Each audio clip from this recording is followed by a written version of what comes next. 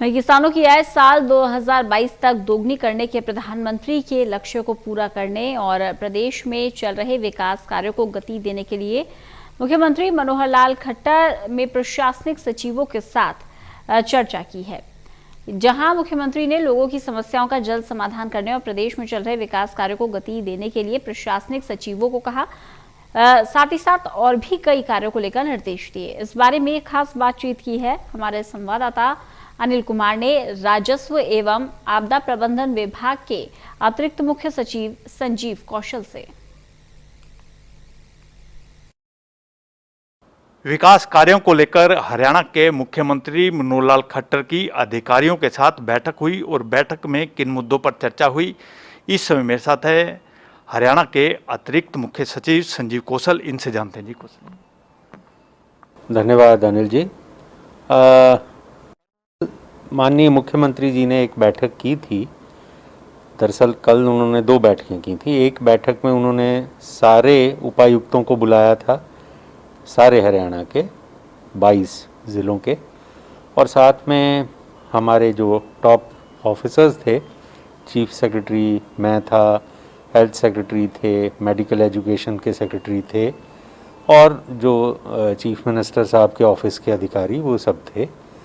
तो असल में जो ये कोविड के प्रकोप के दौरान बहुत अच्छी तरह से काम हुआ, बहुत अच्छी तरह से इसका प्रकोप से बचाने के लिए काम हुआ, मेहनत की गई, सभी उपायुक्तों को एक तरह से उनकी तरफ से शाबाशी दी गई, उनका धन्यवाद भी किया गया और मेहनत के लिए एक तरह से उनका एक कॉम्प्लीमेंट्स भी उनको दिए। उसके लिए एक बैठक बुलाई थी। साथ में उन लोगों से ये भी पूछा कि हमें अगर इसी तरह से दोबारा कोरोना का कोई प्रकोप दोबारा बढ़ता है, जैसे कहा जाता है 3rd वेव आ सकती है और बढ़ सकता है दोबारा कभी, उससे बचने के लिए हमें क्या काम करना चाहिए, इंफ्रास्ट्रक्चर या दूसरी चीज़ों के बारे में सुझाव उपायुक्तों से वो सुझाव भी दिए ताकि उन पर काम स्टेट लेवल पर किया जा सके। एक तो बैठक ये हुई थी। दूसरी बैठक चीफ मिनिस्टर साहब ने की सभी प्रशासनिक सचिवों के साथ। आप जानते हैं कि प्रशासनिक सचिव बहुत सीनियर ऑफिसर होते हैं। इस बार सरकार ने 4-5 महीने पहले हर प्रशासनिक सचिव को एक ज़िला एक उनको दिया कि आप इसके एक तरह से गार्डियन एंजल बने।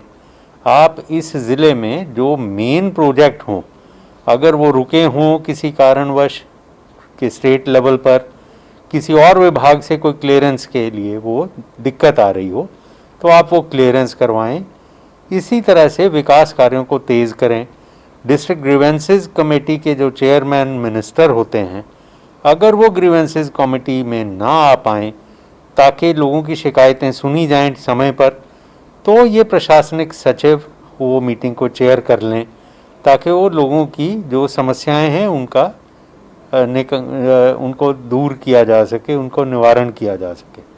तो ये एक उन्होंने कल रिव्यू किया और एक कहा है कि वो कम से कम आने वाले हफ्ते में 2-3 दिन ज़िलों में जाकर लगाएं, बातचीत करें, अपने अपने विभाग का भी एक प्रोजेक्ट स्टडी कर लें।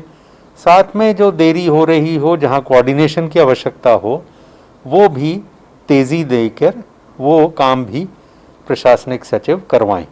इसके अलावा ये भी हुआ कि एक गांव में भी जाकर वो कुछ वहाँ के लोगों को क्या समस्याएं आ रही हैं उसके बारे में जानकारी प्राप्त करके जो सुविधा दे सकते हों वो प्रोवाइड करें।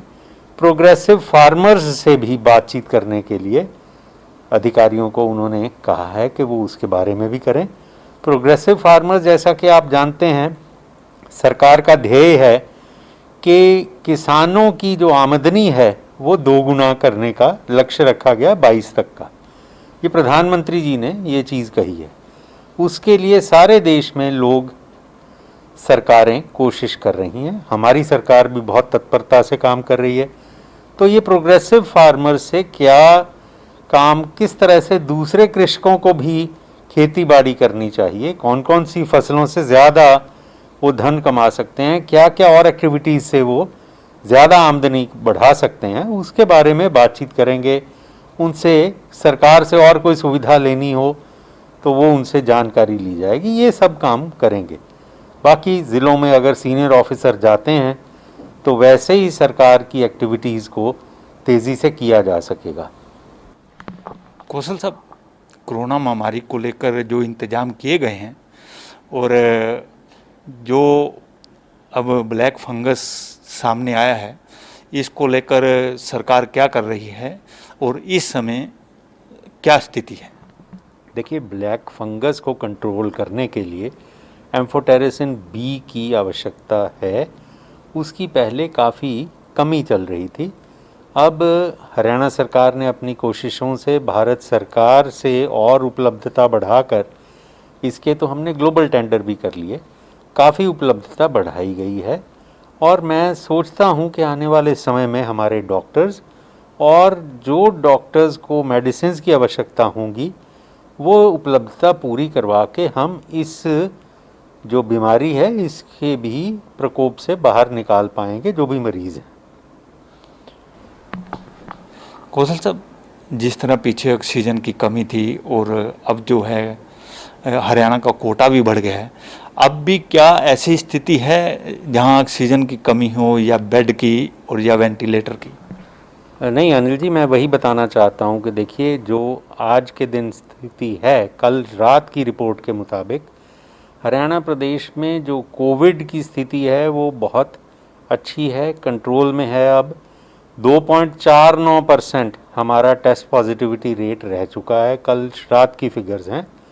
और मैं आशा करता हूँ, आशा करने से साथ ही साथ वस्तु स्थिति आपके सामने है कि बिस्तर पूरे हैं, बेड्स की अरेंजमेंट पूरा है, हर तरह का पूरा है।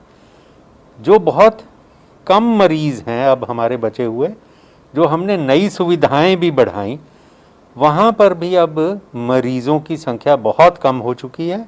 ये अच्छी बात है, हमें बिल्कुल बुरा नहीं लगता कि हमने जो सुविधाएं बनाई, अस्पताल बनाए, रैंप अप किया अपनी कैपेसिटी को, वो खाली हैं। बिल्कुल खाली हों तो मैं तो और भी अधिक खुश होऊंगा, लेकिन हमारी उपलब्धता है और हम बिल्कुल सजग रहेंगे ताकि ये दोबारा पैंडेमिक का प्रकोप ना फैले। ये थे मेरे साथ हरियाणा के अतिरिक्त मुख्य सचिव संजीव कौशल। इन्होंने कोरोना महामारी से निपटने के लिए किए गए इंतजामों की जानकारी दी है। Anil Kumar, total news, Chandigarh.